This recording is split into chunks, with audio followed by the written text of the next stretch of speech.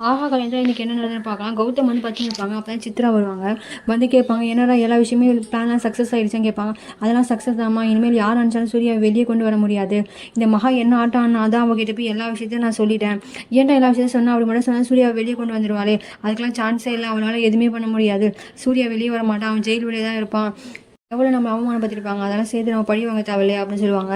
அப்போ தான் சொல்லுவாங்க, நீ சரியான பைத்தியக்காரனா, நீ மகா கிட்ட எந்த விஷயத்தையும் சொல்லாமல் இருந்திருக்கும்னு சொல்லுவாங்க. அதெல்லாம் எதுவும் இல்லைம்மா, நான் சொன்னது கரெக்டு தான். அவளால் எதுவுமே பண்ண முடியாது. இனிமேல் சூர்யா செத்தான். ஒரு வேளை அவன் ஜெயிலேருந்து அவன் வெளியே வந்தாலும் அவன் வீட்டுக்குள்ளே வரைய மாட்டான். இங்கே எல்லாரையும் ஃபேஸ் பண்ண பயந்துட்டு அவன் வீட்டை விட்டு வெளியே போயிடுவான் அப்படின்னு சொல்லுவாங்க.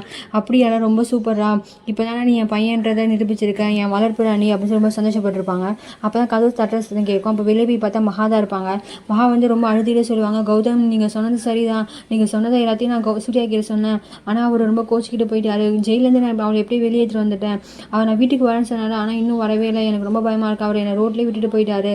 நீ சொன்னது எல்லாமே கரெக்டாக ஆயிடுச்சுன்னு சொல்லி அழுதுகிட்டே அவகிட்ட சொல்லிக்கிட்டு இருப்பாங்க.